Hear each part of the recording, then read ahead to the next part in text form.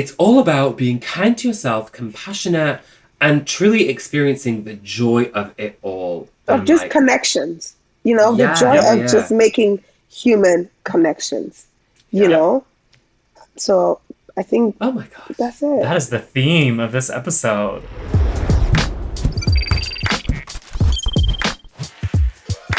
Hello, and welcome to Behind the Choices with Panago Pizza. We're your hosts. Oh, I'm Matt, yes. And I'm Omar. We are joined by the one and only Alma from the Alma Chronicle. Me, I'm going to give Yes. myself a clap. Can I do that? Yeah, round of applause. Hello, how are you? I'm great. Thanks How for are being you? here. Good, Oh, good. great. If you'd like to just introduce yourself briefly to the guests. Audience. Sure. So my name is Alma, and I am a content creator living in Toronto, Canada. I'm Nigerian, and I talk a lot about lifestyle, travel, and beauty on my social channels. And for context, I've been doing this for about like 6 years now, and it's just been such an amazing experience so far that sometimes I'm just like, is this really me doing this? So yeah, I'm Alma. I'm your girl next door, just talking about lifestyle, beauty, travel, and enjoying it while I do so. And looking gorgeous while you do so. Stunning, As well. Your guys. photos, stunning. Thank you so Flawless. much. Thank you. Yes, of course. How is it for you being a Nigerian person, a content creator in Canada? What's your experience like? Are you able to talk about that a little bit? So it's been very interesting. I say it's been very interesting because I know that there's not a lot of us that's doing it. I'll say the scale that I'm doing it. So for me, one thing that I've learned over the last 6 years of doing this is remembering that my audience is very valid. And I know that it's not something that we talk about, a lot in the content creation space because we all like to think that numbers don't matter because, we say that to ourselves, but it matters to some extent, like when Sure. you're negotiating brand deals and you're trying to, numbers matters, do yeah. matter. So I think there was a shift that happened within the last 2 years, like a mentorship for me when I was just like, you know what, your audience is not necessarily, or your community is not necessarily the prime audience, that is on your brief sheets that you get, but it's a very valid community, right? So for me, being a Nigerian creator in Canada is that I've had to change the conversation on what that is like. It's sitting and saying, I am a creator. I moved here in 2016 as an immigrant. There's a lot of people like me doing the same thing. When it comes to like creating content, I obviously appeal to this audience because we have, similar backgrounds. It's a very large audience to overlook, right? And so for me, I think it would just mentally shift, like a mental shift for myself to be like, I'm a Nigerian creator in Canada. I'm nobody like, I'm not Matt and Omar. You guys have your unique audience. I have my unique audience. The next creator has their unique audience. Mm-hmm. It's being true to myself, being true to where I'm from, being true to the people that follow me, my community, and just being like, I'm not going to focus on the things that are not on like the obstacles and just look at the bright side of things. So I would say overall, it has been very interesting because I've grown as a person, just sharing my life with, other people online. Mm-hmm. And then also I've grown as a businesswoman in the sense that I can sit and say, this is the value of what I bring to the table, regardless of where I'm from. For sure. Right. So for me, it's been a lot of growth. It's been a lot of putting my foot down on a lot of things, being outspoken, being trustworthy, and knowing that, when I say something to my community, they trust my judgment because they know that I'm coming in the most authentic and vulnerable way that I can to them. And yeah, I would say being a Nigerian creator in Canada, I don't see it as anything so different. I think more so I've just grown on the things that make me Nigerian. Yeah, and I think that's something really important that a lot of creators don't have is that connection to themselves and what they're putting out into the world. So that Yeah. you finding that connection and your love for being Nigerian and being a Nigerian content creator and like doing content in that realm, I think that's really great for And you. especially when there are like, I mean, I'm South Asian, and I get messages from people regularly saying that I'm the first person that they've seen in like media that looks like them, for example. And I think if we're talking about like representation, like when we put ourselves out there, it shows so many different people who look like us around the world. Exactly. That like whatever I'm doing, it's possible. Whatever you're doing, Yeah. like, and I get messages from queer kids in like India, Pakistan, and having conversation with these people, it's like, it's probably one of the most fulfilling things for me, because Yeah. they are like, they're me, I am them. And Exactly. and, being like a voice or a spokesperson, or even just like representation, that someone they can like look up to in a way, which sounds really crazy to say, but like it's a beautiful thing for me. It definitely is, because sometimes we overlook, because maybe we are in the public space, we overlook the importance of representation, because we are the people doing the representation, right? Yeah. So sometimes we overlook it. But like when I have people message me and say, okay, I'm a Nigerian content creator, I don't know if this is what, like, if I can do it in Canada. And I'm like, but I'm doing it. So you can. You obviously can.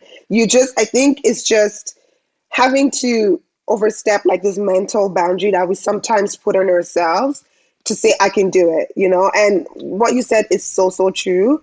Just having that representation and, somebody saying, oh, I can see Alma is doing it. Sometimes that's enough for me, because sometimes the honest truth is I'm struggling and I'm looking up to somebody to say, okay, she's doing it. Right. So we all need this representation in one way or the other. And I'm so glad to be doing that. And for people to look at me and say, I see Alma is doing this. She also has a 9-to-5 job, so I know I can do it. So for me, that's super important as well.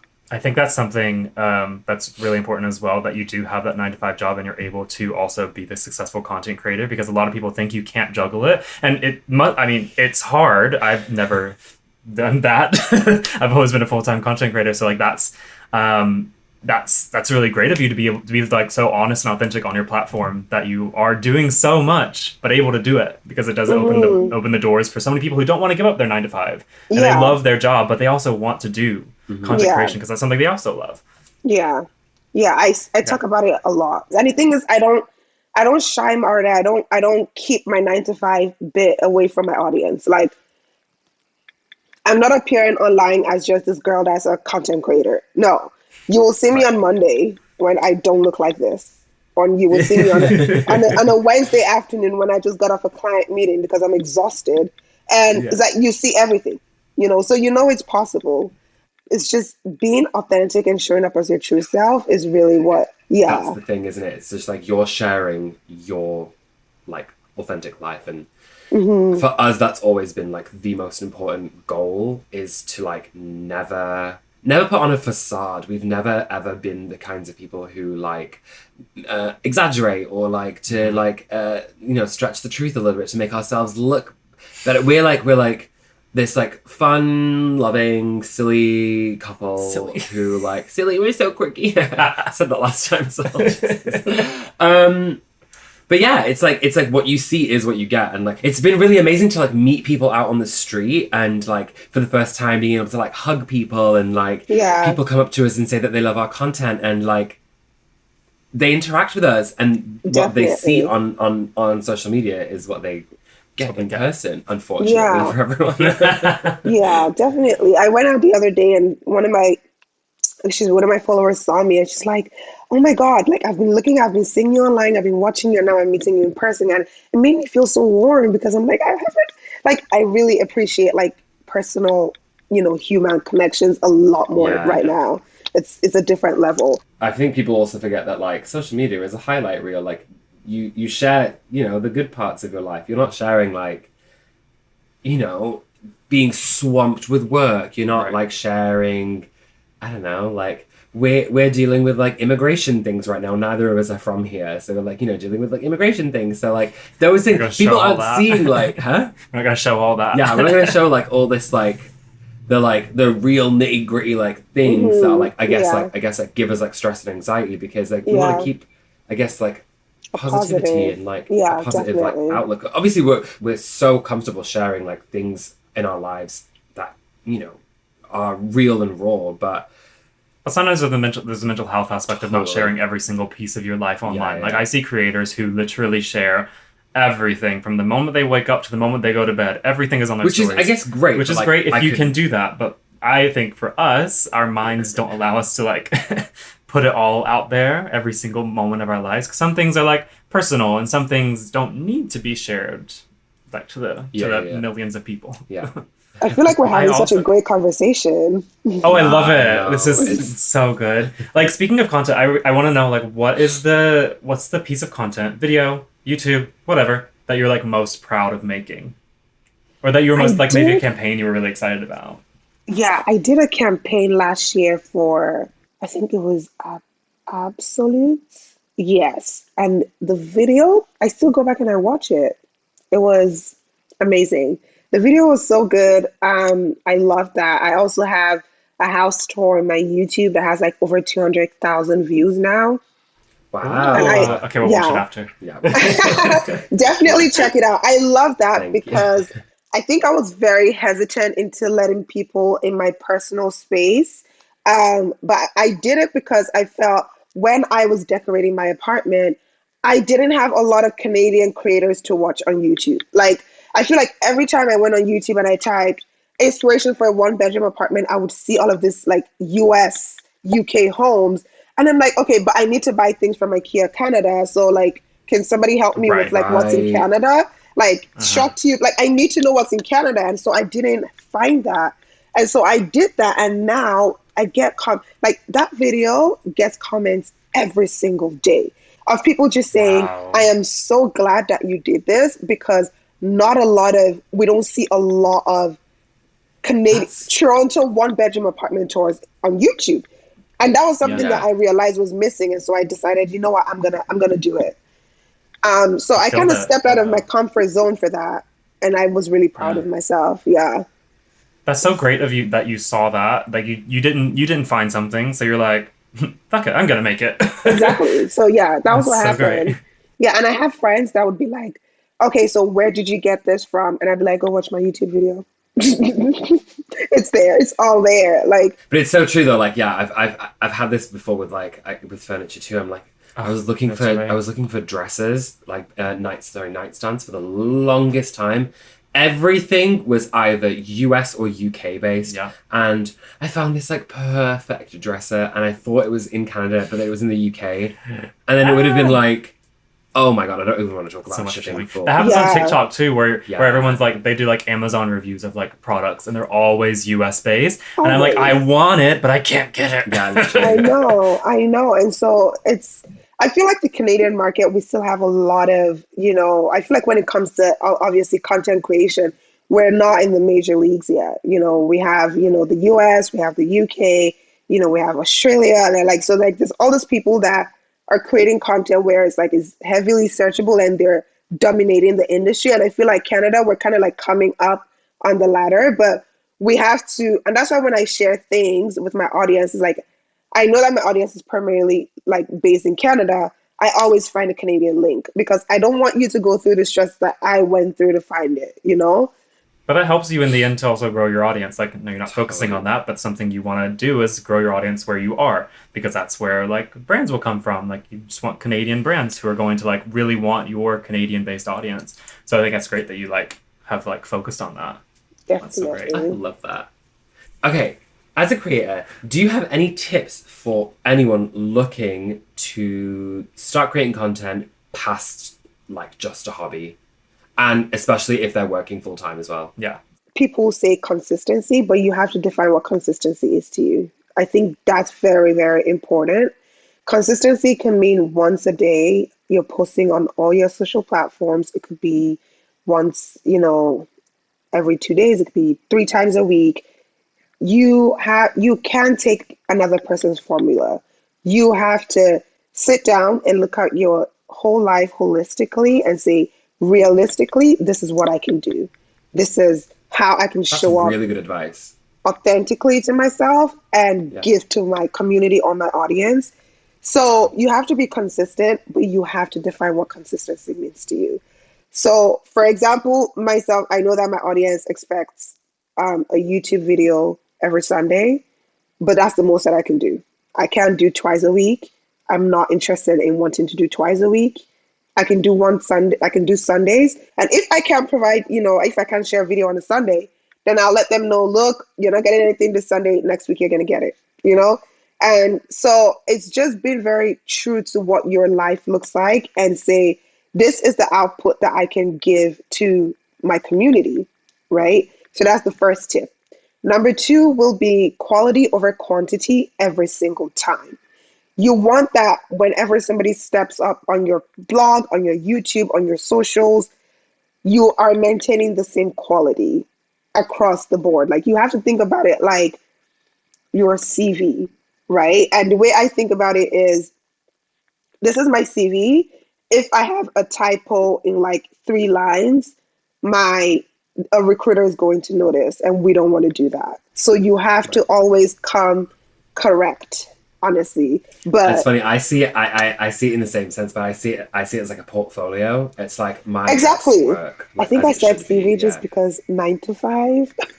Oh yeah, that's true. Different mindsets. Okay. I went to art school. Yeah, I did it. I went to business school, so. Oh, there you go. That's so funny. Yeah, so that's the way I see it. It's like you always have to prioritize quality over quantity. And then the third thing will always be show up as your true, authentic self. We are in the age, I know it's the digital age, we get it. People like to see pretty things, but above pretty things, people love to see personality. It's the honest truth. It's true. A pretty thing is just a pretty thing. With no personality, it has no connection.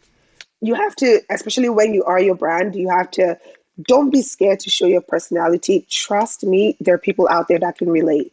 There are people, I can assure you that there are people out there that can relate. You might think it's something weird, or like, maybe it's something that maybe you think, okay, I act a certain way and nobody else will understand. But I can tell you for sure, I think one thing that I've realized is we're not really living unique lives. When you share something about yourself in your life and somebody's like, oh, I totally do that, I can relate. There are people out there that will always relate. And so it will always pay for you to share yourself as authentically within your boundaries as you can. So I think those are my top 3 tips. Amazing. What choices do you think that creators can make? I know we touched on this a little bit more earlier, but what can they do to like be intentional in changing the social media landscape? So whether that's engaging with their audience differently, creating different content, working with brands, how do you think creators can go about creating the social media that we want to see and that we want to like work in? That's very interesting, actually. I like the way you said that, the social media that we want to see, because we have to be very true to ourselves and say that these days there's a lot of things going on in the social media space that personally I feel like I distance myself from a lot of negativity. So there's certain things that I would not share with my audience just because I don't want to promote a negative space. But I think one way that creators can be more intentional about it is creating a space that is honest and inclusive. Because when I think about my audience, I know that we all have these demographics that we have in our analytics, where it's like 25 to 34, female, male, and all these things. But behind that is like real people, and people are very, very different, right? So for me, is obviously I have values that I live by, but also I'm very conscious of the fact that not everybody is me. So people have very different experiences. I can never share something that I know is harmful to a certain group of people, because number one, I don't even believe in spreading hate of any kind to anybody. So there are certain things that are very important to me, where it's like, I will always show love to people, however different that we are. I recognize that we are all navigating world in a different, through different lenses. I'm always open to being educated if I don't understand something.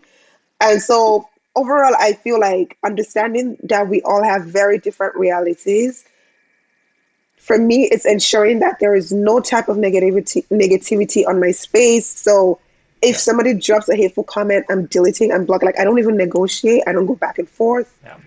Yeah. There's no space for that here. Like, that's not, when I come on my page, I never want to see like a back and forth of like negativity. I will delete the whole thing because that's not what we're trying to breed here. I feel like life is already hectic enough, and social media for the most part is an escape for a lot of people. So it's just coming there and making sure that it's positive. You know, in terms of my partnerships, I'm working with brands that are already included in my daily lives that support, you know, the things that I believe in, or I'm making steps to support the things that I believe in.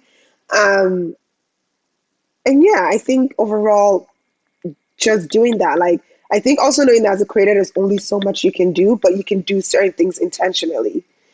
I think sometimes we forget that we have the tools to make social media whatever we want it. Like, social media is what it is because we are the people who are, you know, making content or engaging or just like scrolling or whatever. So the more that we can always be intentional with like how we use our spaces, how you like delete hateful comments, like that's amazing. Create the space that you want people to come to and people to feel welcomed in. Is fantastic. I find that the hateful comment thing, like it has gotten to me like a lot in the past. And I typically don't mind it. But I think I've just become like a little bit desensitized to it because being on TikTok, having a huge audience there and having viral videos, we get like some pretty nasty comments sometimes. I don't like now where I'm at in my life, like I don't care about them at all. They don't mean anything to me. It's from someone on the other end of the planet who was never going to meet me, and it doesn't mean anything to me. My only issue is when someone tries to defend me, and it's happened on my Instagram before where like someone will leave a really horrible comment and I'll just leave it. But then someone will come and defend me, or there'll be like an argument starting, and then immediately like I don't want the people who follow me to have to deal with this mess of a person and their like angry, hateful words. So that's when I like shut it down, delete and block. Like I think it's just about staying like proactive in that then creating like a nurturing space. Like I want people to be happy when they come to like our channels exactly. That's very important to me. I don't breed, I don't cultivate a ground for you to be hateful towards anybody. Your beliefs are very different from my belief. If I'm respecting yours, respect mine. There's just no space for that. You know, there's boundaries and you don't cross them. It's all about being kind to yourself, compassionate, and truly experiencing the joy of it all. Of just like, connections. You know, the joy of just making human connections. You know?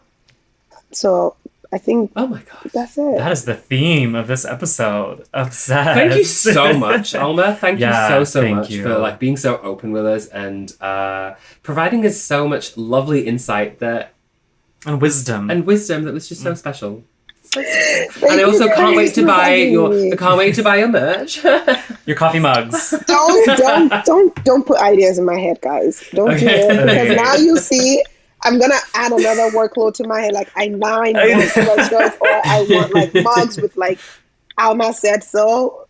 Yeah. Who knows? Alma said so. That's great. Oh my god, that's fantastic. Why did I do that? I'm like, I don't know. We're not telling you not to do it, but we're not telling you to do it. We're just like a cute just put that. planter. I'll put it somewhere, but like maybe 2022. Maybe one day. Okay. Yeah. Put a pin in it now. Put a pin in it. Okay, well, thank you everyone for joining us for Behind the Choices with Panago Pizza. And we will be back next time with another episode. Alma, would you like to share where the humans can find you on the internet? Sure. So first of all, thank you for having me. I realized that I spoke over you before. Apologies. So you can find me on Instagram at the Alma Chronicle. It is THE Alma Chronicle. Also on YouTube at the Alma Chronicle, and my blog is also the Alma Chronicle. I am the Alma Chronicle everywhere. So just type it on Google or Instagram and I will pop up like a genie out of a lamp. So yeah. And everyone make sure to like, comment, subscribe, and join us next time on Behind the Choices. And we'll see you later. All right. Bye. Bye.